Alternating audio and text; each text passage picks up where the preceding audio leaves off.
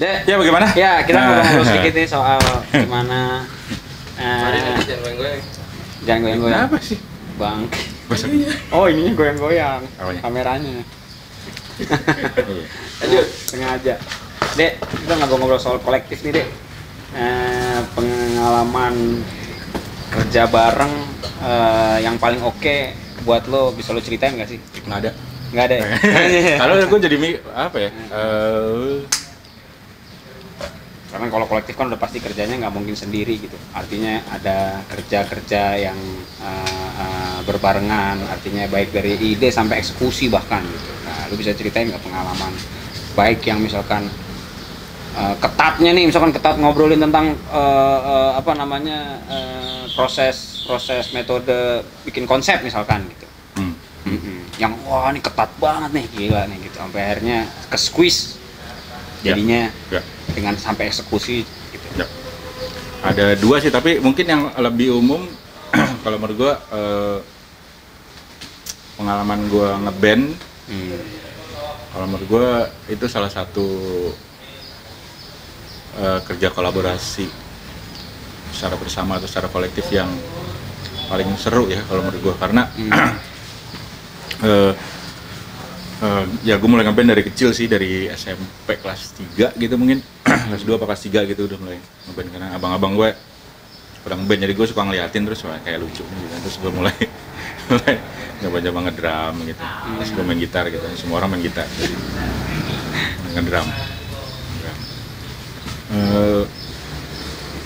Karena pada saat ngeband itu kalau menurut gue kita belajar ngedengerin yang lain gitu, tapi dalam hitungan sepersekian detik lu ngerespon juga gitu. Jadi ngedengerin dan ngerespon atau menyatakan sesuatu itu pada saat yang hampir bersamaan gitu. Kayak misalnya lu ngedengerin ya oke, ada ritme tertentu misalnya main gitar atau nyanyi atau apa segala macam, dan terus lu ngambil keputusan untuk merespon dengan cara tertentu yang kita asumsikan itu atau yang kita perkirakan itu akan menjadi harmoni atau menjadi enak buat yang lain juga. Kalau menurut gue itu basic banget dari kerja kolektif ya. Ngedengerin sebenarnya kalau menurut gue, ngedengerin orang sebelum habis itu kita bisa ngerespon untuk sesuatu yang bisa jadi harmoni untuk secara bersama gitu. Jadi pengalaman ngeband kalau menurut gue ngajarin gue banyak hal dalam kerja kolaborasi atau kolektif ya. Jadi analogi pertamanya menarik, maksudnya kalau ngeband urusannya pasti sama bunyi, sama suara gitu, secara nggak langsung ya pasti badannya ikutan lah ya, apalagi lu main drum gitu. Ya, dan ritme ya. Cepat, pelan, kayak gimana, terus bikin atmosfer yang kayak gimana, segala macam kayak gitu kalau menurut gue itu menarik. Drama jaga beat masalahnya. Iya, dan itu harus jaga beat tuh terus sampai sekarang. Jaga beat. Jaga beat. Tetap biar beatnya benar gitu, temponya oke. Tempo gitu kan, terus juga merhatiin sebenarnya juga yang gue bilang tadi, yang ngedengerin kalau menurut gue penting banget dalam kerja bareng tuh. Nggak mungkin lo sendirian gitu maksudnya ya? Lo nggak mau dengerin orang lain tuh susah. Iya, nggak mungkin. Di kolektif tuh nggak mungkin. Gitu. Jadi pertama ngedengerin, terus yang kedua juga sebenarnya karena kalau ngeband lu sebenarnya tahu kan instrumen-instrumennya. Lu bisa memperkirakan sebenarnya bahwa gitar tuh bunyinya begitu, bahwa bass tuh bunyinya begitu, bahwa itu bunyinya begitu. Jadi itu sebenarnya juga bisa jadi analogi untuk bahwa emang ada role-nya sendiri-sendiri gitu. Jadi nggak terus tiba-tiba karena kerja bareng terus tiba-tiba gue main gitar gitu, gue ngerecokin, nggak, bukan gitu. Tapi gimana sebenarnya setiap role itu, setiap peran itu yang beda-beda lalu dijadiin satu, lalu jadi harmoni bersama gitu. Kalau menurut gue itu yang penting.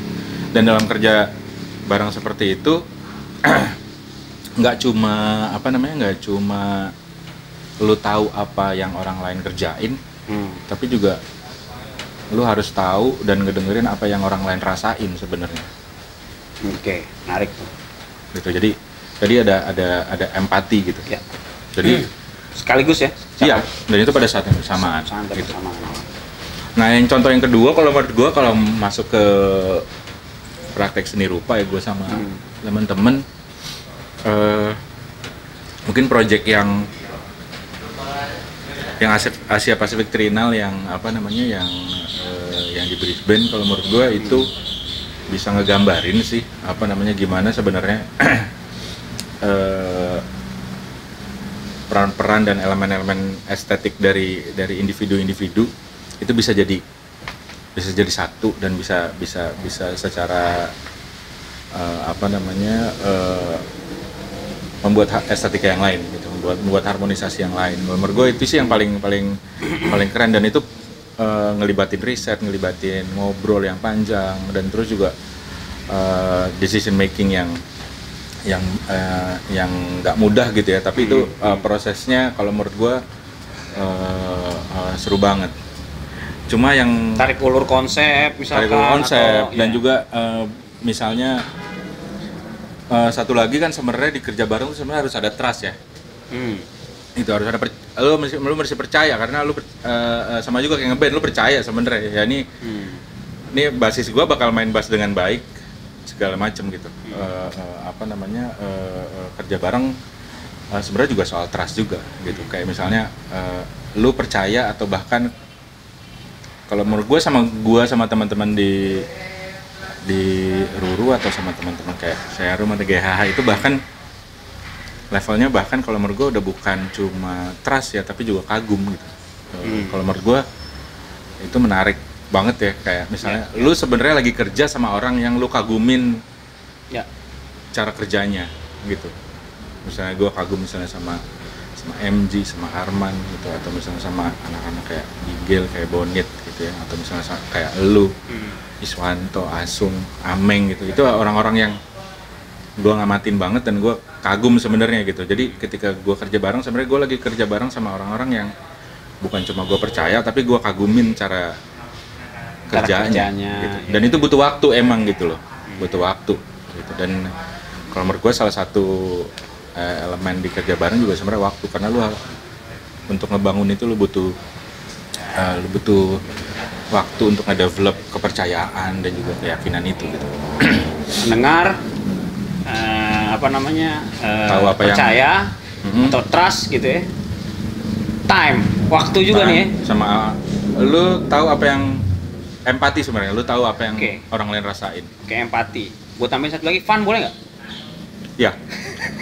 Kerjanya kayaknya kalau ngelihat dari project yang lo sebutin di yang kalau ngomongin seni rupa ya udah musik udah pasti fun, ada kesenangan itu gitu. Ya. Di seni rupa gitu kalau ngelihat ke Triennale musik tuh lebih fun kalau menurut gua.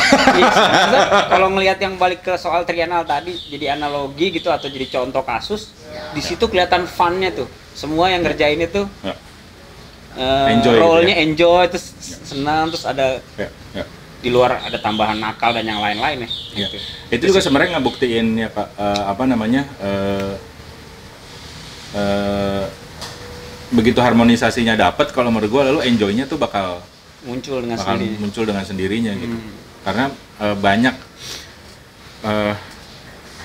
banyak juga sebenarnya yang sering painful, sering menyakitkan gitu kadang gitu ya dan orang mungkin makanya nggak mudah memang kerja bareng itu sebenarnya kan kayak misalnya gimana ketika pendapat lu nggak kepake misalnya gitu misalnya atau misalnya lu seleranya kayak gini tapi terus nggak kepake ada ego ada apa segala macam gitu cuma kalau menurut gue satu lagi kalau nambahin poin yang tadi ketika kerja bareng itu sebenarnya emang kita harus siap take and give gitu bisa ngambil tapi juga bisa ngasih tapi juga bisa ngasih tapi juga bisa kehilangan kalau menurut gue.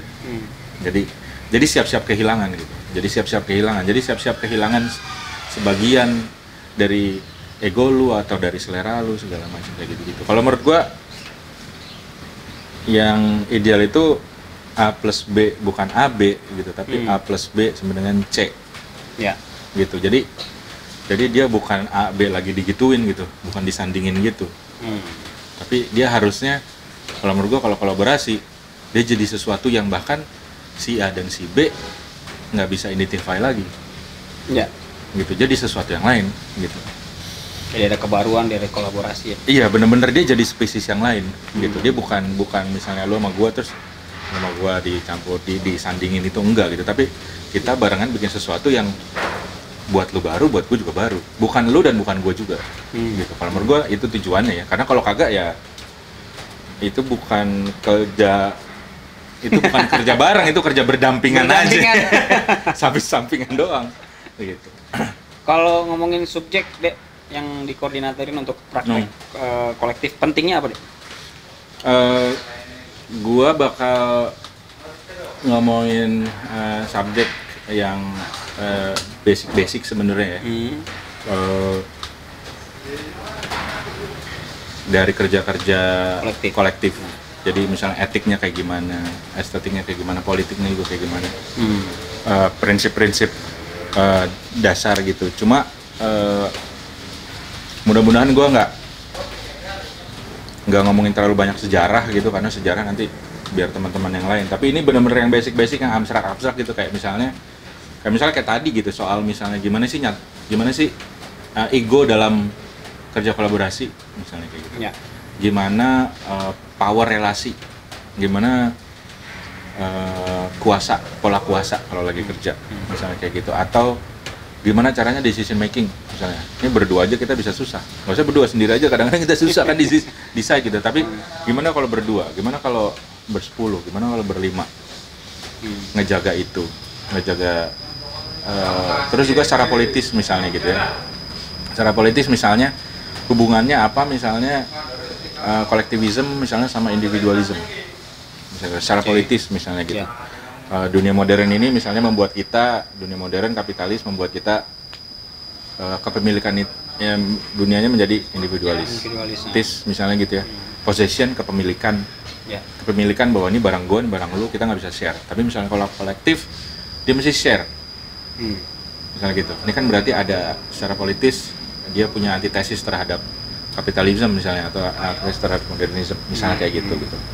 Atau misalnya ke agama misalnya gitu kan. Agama lu masuk neraka sendiri kan, atau masuk surga sendiri kan. Nggak ada yang kolektif ya. Cuma kalau minum bareng sih kayaknya. Kalau bahasanya gitu. Iya, tapi misalnya gagasan-gagasan sosialisme juga di dalam agama juga sebenarnya banyak. Gagasan berbagi gitu, segala macam kayak gitu. Nah, terus juga misalnya secara politis misalnya juga ngomongin misalnya hubungan individu sama negara. Negara kan sebenarnya kesepakatan hidup bersama. Ya enggak, bahwa organisasi lah. Iya kan, organisasi. Misalnya kita militer itu juga militer itu kan bentuk organisasi, ya kan? Yayasan bentuk organisasi, perkumpulan bentuk organisasi. Negara juga sebenarnya kan sebuah kesepakatan. Gimana kita mengorganize bersama sebenarnya. Oke. Bahasa kita ini tuh kesepakatan semuanya kan. Bahasa kita ini kita sama-sama ngerti, agama yang kita sepakatin ini, areanya ini, kalau lu keluar bukan Indonesia, kalau di dalam lu berarti Indonesia, ada apa aja di dalamnya segala macam, lalu dengan mitos-mitosnya, dengan identitas-identitas di dalamnya. Sebenarnya yang gua bakal bahas itu sebenarnya basic-basic atau prinsip-prinsip kayak gitu yang kalau menurut gua bakal jadi bakal jadi lengkap gitu dengan subjek yang lain gitu. Begitu dijadiin satu sama misalnya praktek-prakteknya. Oke, kalau prinsipnya kayak gini terus prakteknya kayak gimana ya gitu. Kalau prinsipnya kayak gini kok prakteknya kayak gini ya, pertanyaan-pertanyaan gitu yang bolak-balik kayak gitu. Sebenarnya lebih mengarah ke situ. Kalau ngomongin praktek udah pasti merujuk sama sebelumnya nih. Kita ngomongin metode nih, menarik nih. Maksudnya ada metode apa aja sih yang nanti akan ditawarkan gitu, yang menarik dan seru misalkan. Dari kerja kolektif ya. Gitu. Soalnya ngomongin praktek artinya ya lo sedang melakukan gitu. Ketika sedang melakukan pasti ada dihadapi oleh masalah-masalah yang kayak tadi, soal ego apa segala macam. Nah, di luar itu ada metode-metode nggak sih, Dek, yang bisa lo kasih tahu gitu? Yang bakal bisa dipakai kayak gitu. Misalnya gini, gue tuh pengen ngawalin subjek gue dengan ngomongin ide sebenarnya. Gimana dapetin ide? Iya, tapi juga sejarah ide. Kayak misalnya gimana ide di dalam sejarahnya itu dilihat seperti apa, gitu. Dari ide, lalu mungkin gue akan bergerak kayak misalnya, karena ini kan soal juga soal penciptaannya gitu. Gimana dari ide yang abstrak lalu diolah menjadi sesuatu yang bisa diraba, bisa dilihat, bisa dialamin, bisa dirasain. Art kan sebenarnya kurang lebih seperti itu kan, dari gagasan gitu, dari sesuatu yang abstrak itu lalu diwujudkan menjadi sesuatu bentuk, entah keindahan atau pengalaman atau sesuatu yang bisa dirasain, sesuatu yang bisa dilihat, segala macam sesuatu yang bisa dipegang, sesuatu yang bisa ditangkap oleh visual atau sama sensor badan yang lain. Nah, itu kan ada perjalanan transformasi itu, tapi gue pengen ngomongin juga kayak misalnya ini nih dalam sejarahnya tuh gimana sih kita ngelihat ide ini gitu, gimana ngelihat gagasan ini. Sebenarnya gagasan ini ada atau gagasan yang dibekukan juga menarik ya kalau sebagai persis, sejarah. ada di sebelah mana sebenarnya, kayak misalnya mungkin tiba-tiba ide muncul atau bahasanya itu yang disebut ide gitu, kan juga bagian dari sejarah, tiba-tiba muncul akhirnya dibekukan, ini ide nih. Iya, dulu misalnya mungkin orang yang kayak gitu dinamanya orang gila misalnya gitu. Tapi sekarang misalnya namanya seniman. Misalnya orang gitu. Kreatif ya? Orang kreatif itu sekarang namanya scientist. Bahkan gitu ya sekarang ya? Iya. Kayak researcher. Gitu. Kayak misalnya dalam kehidupan kita tuh misalnya posisi imajinasi itu ada di mana misalnya gitu. Misalnya, kebayang nggak misalnya kalau kita nggak punya imajinasi misalnya gitu. Misalnya nggak jalan dong berarti. Nggak bakal misalnya. Otaknya nggak jalan itu deh. Kebayang nggak misalnya kita hidup tanpa cerita fiksi misalnya. Fiksi kan imajinasi semuanya kan. Iya. Gitu kan. Jadi hubungannya fiksi sama realitas misalnya kayak gitu. Gimana realitas mempengaruhi fiksi mempengaruhi realitas, hubungannya kayak gimana. Nah, maksud gue kepengen di awal banget itu gue sama anak-anak nanti, gue sama peserta-peserta nanti ngobrolin itu tuh, ngobrolin dunia gagasan, dunia ide, dunia imajinasi, segala macam. Pentingnya apa? Lalu pelan-pelan masuk ke pelan-pelan masuk ke seni, kayak misalnya di mana ketika dia ketika dia berwujud, kapan dia jadi seni, kapan dia enggak, segala macam. Ada institusi yang melegitimasi apa segala macam kayak gitu-gitu. Dulu mungkin yang kita lagi lakukan sekarang misalnya bukan seni, sekarang jadi seni, bisa jadi kan? Sangat bisa jadi kayak gitu kan, sejarah masyarakat juga kan bergerak terus. Nah itu praktek-prakteknya mungkin nanti berhubungan sama itu, gimana nanti hubungannya dalam rangka nanti di subjek gue mempertanyakan posisi-posisi itu sebenarnya. Menarik sih, maksudnya bisa dipakai buat jadi di dalam satu kolektif mungkin jadi problem solving gitu. Akan ada ide baru gitu.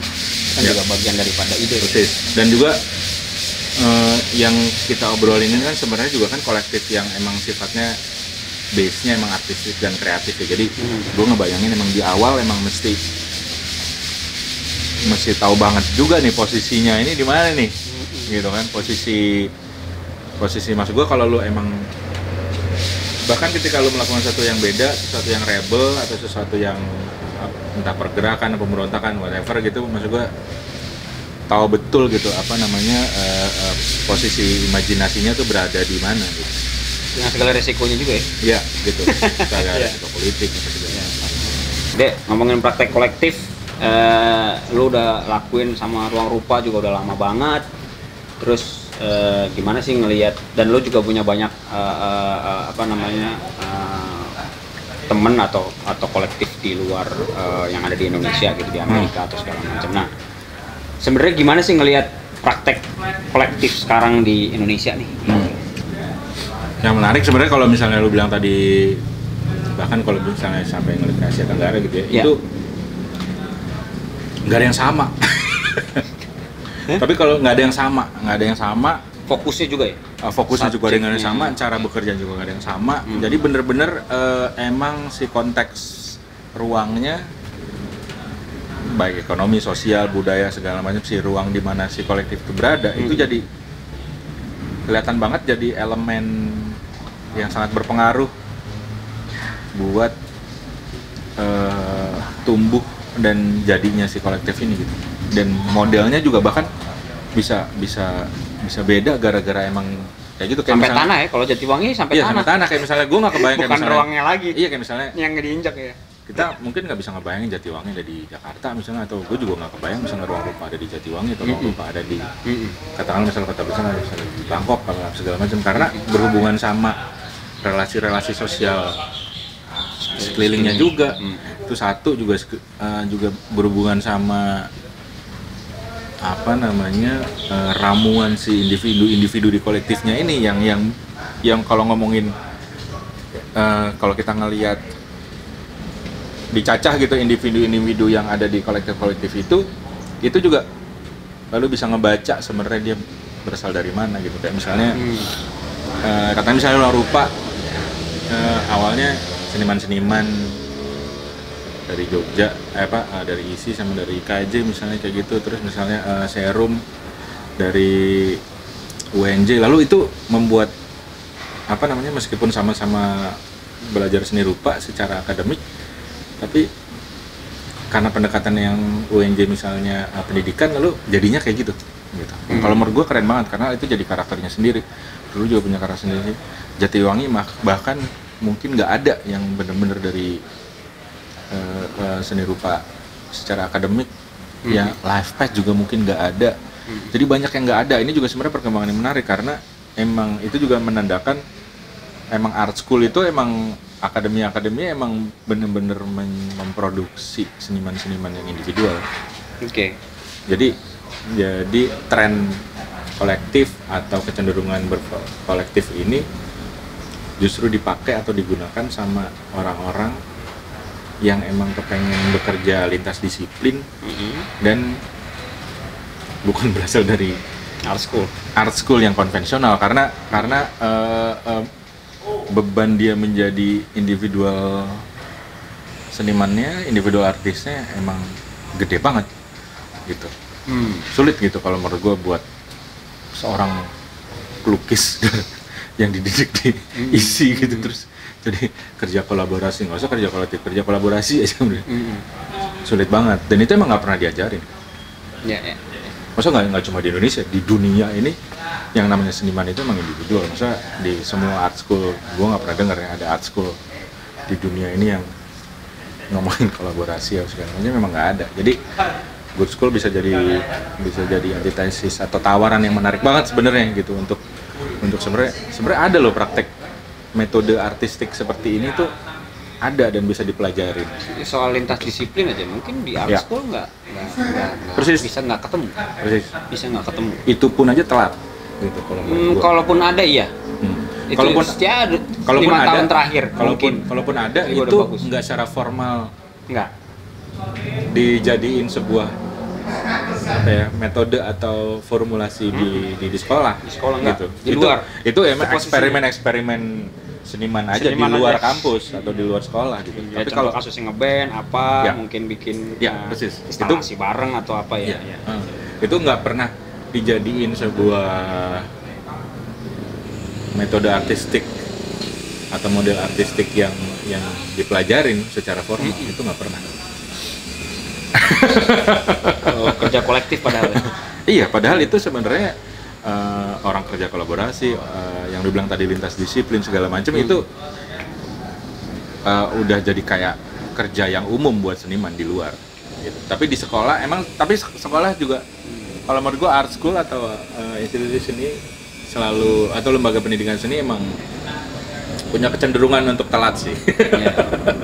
Kalau ngomongin perguruan tinggi negeri yang telat apa segala macam, lu kan lahir atau hadir di kolektif juga punya latar belakang atau background punya latar belakang sekolah atau dari Blue Jeans biru. Dari Blue Jeans biru. Akademis gitu, maksudnya dari latar belakangnya akademis, sekolahnya sekolah seni rupa gitu. Lu ngeliat sekolah seni rupa sekarang gimana, dan gimana lu ngeliat perguruan tinggi negeri sekarang lah misalnya secara umum aja, mungkin salah satunya di luar yang tadi kalau lu udah jelasin mengenai bagaimana yang di seni rupa, tapi kalau secara umum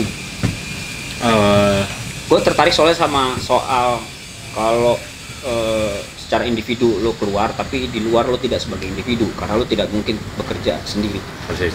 Baik orang seni rupa gitu. Gue bisa bilang kalau bahkan pelukis, karena kalau pelukis lo nggak mungkin kerja sendiri karena lo nantinya akan ada galeri, lo juga harus ada ngobrol dengan mungkin kuratornya atau ada manajer, bahkan nanti ada sistem penjual, itu pasti ada orang lain.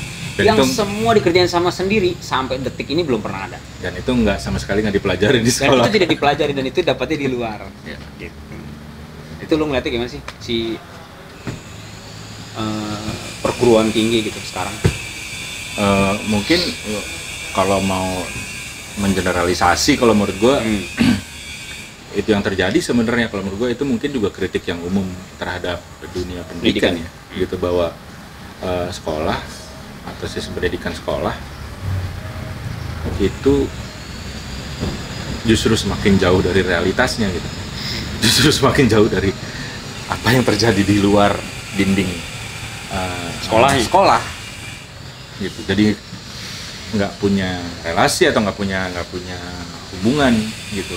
Ya misalkan gue belajar fisika sampai luar, gue fisika mau gue pakai buat di mana ya? Sementara jadi nggak relevan. Jadi nggak relevan. Misalkan bahkan mungkin bisa buat lo benerin tali jemuran atau bahkan rantai sepeda atau jarak atau ukuran. Ya maksud gue kalau misalnya itu, gitu. Kalau misalnya kita katakanlah jalan lah keluar gitu ya, banyak problem tentu aja. Misalnya gue juga sering mikir gitu, misalnya ini arsitek pada kemana ya? Ini kok begini sih?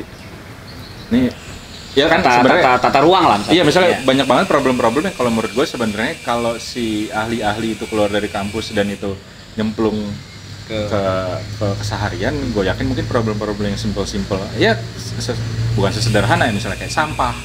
Kalau lo tadi misalnya ngomong fisikawan, kalau misalnya kita ngelihat sampah, fisikawan pada kemana ya? Misalnya gitu. Kalau kita ngelihat sampahnya kayak gitu. Orang-orang yang beriman pada kemana ya? Orang karena kebersihan itu persis kan gitu kan. Kalau ngelihat jalanan bolong, kita tuh orang-orang yang beriman paling banyak loh. Ya kan, orang-orang yang kerja di, maksudnya gempa, ya kan, rubuh apa segala macam, arsitek pada kemana ya gitu kan. Orang-orang yang baru kemarin kan, orang-orang yang nggak beriman. Gempa kayak baru kemarin ya, padahal gempa buset dari zaman kapan gitu, masa?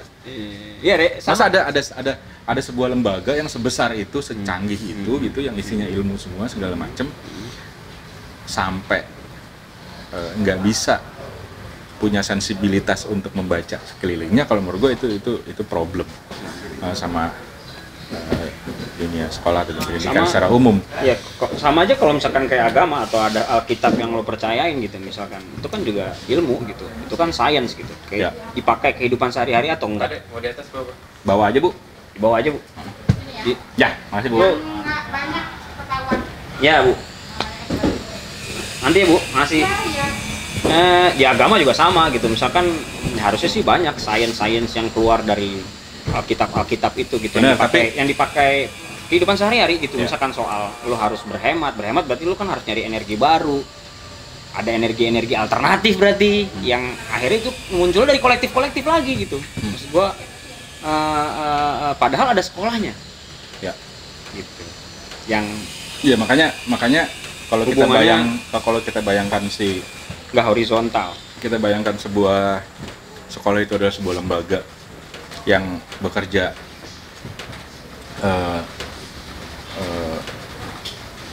memproduksi, melihat memformalisikan dan memproduksi pengetahuan dan mendistribusikannya gitu. Berarti kalau menurut gue berarti ada sensor-sensor yang nggak bekerja sebenarnya gitu, karena dia kehilangan relevansinya. Kalau misalnya kalau diterusin ke seni sebenarnya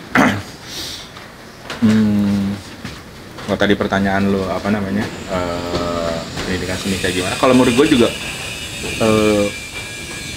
seperti itu ya gitu. Jadi banyak banget sebenarnya lebih ke sangat masif gitu ya, sangat masif misalnya ke production base. Gitu. Okay. Bahwa penciptaan itu sebenarnya produksi misalnya gitu.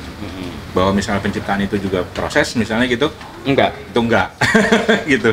Jadi itu makanya di luar. Itu temuan di luar. Kayak tadi ya, berarti ya. Ada tembok ya? Ya. Persis. Di sini produksi banget. Ya. Di sini proses.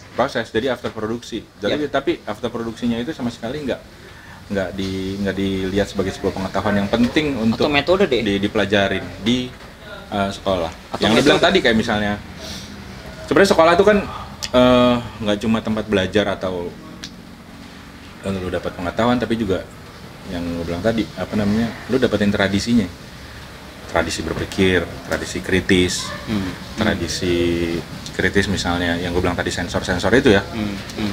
Kritis ngeliat sekeliling apa segala macam kayak gitu-gitu, tradisi berpikir, tradisi kritis. Terus kalau misalnya seni ya tentu aja tradisi mengeksplorasi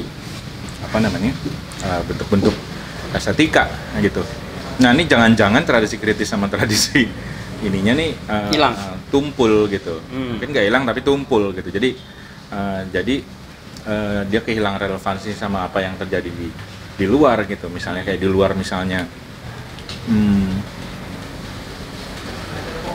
sudah ada misalnya estetika baru misalnya yang dihasilkan oleh dunia virtual misalnya gitu, nggak bakal ada lo dapetin di Kehidupan lu cek nyata. setiap kampus di Atau di dalam Indonesia sekolah. tuh pasti nggak ada, lo nggak bakal dapet gitu. Bahkan secara karir gitu, secara ekosistem seni rupanya misalnya yang lu bilang tadi gitu, bahwa ada kurator, bahwa ada museum, di museum itu ada isinya padahal banyak macam-macam ya, ilmunya gitu ya, galeri, art handling, juga jaringan, manajemen segala macam, itu sama sekali nggak ada kalau kita cek di sekolah-sekolah seni, itu sama sekali nggak ada.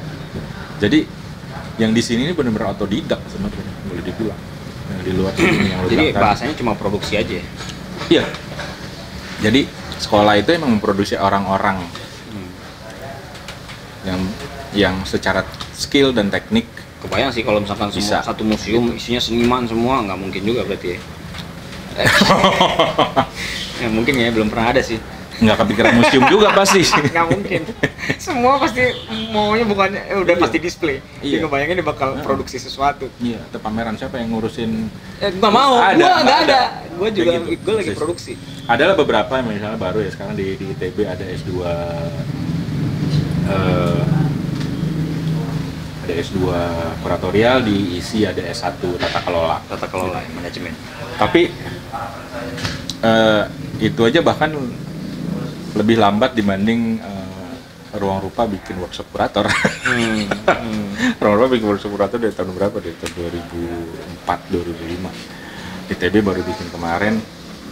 Kita juga bikin soal manajemen segala macam itu udah lama. ISI bikin tata kelola S1 tata kelola itu baru. Oke. Jadi mulai mau mencoba tahun melengkapi kedua, ya? tahun ketiga sekarang. Berarti sekolah atau institusi pendidikan ini lagi nyoba untuk melengkapi. Iya. Pak. Ya. Tapi menarik gimana sebenarnya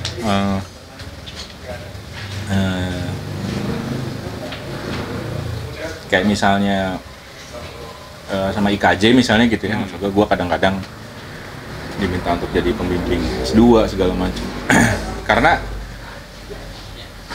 menariknya karena gini, karena mereka juga nggak bisa nge-handle apa yang terjadi di Gejolaknya. yang terjadi di mahasiswanya, karena mahasiswanya tentu aja akan berlari dengan kenceng kan, sementara pengajar-pengajarnya mungkin nggak bisa nge-handle itu, lalu harus di outsource gitu. Tapi itu kalau menurut gue masih mending lah dibanding dulu misalnya gitu, yang mungkin itu dijadiin sesuatu yang benar salah gitu, lalu salah mengerjakan ini segala macam.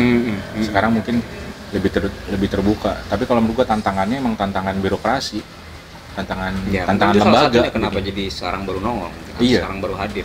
Kayak misalnya mungkin orangnya sih mungkin Udah.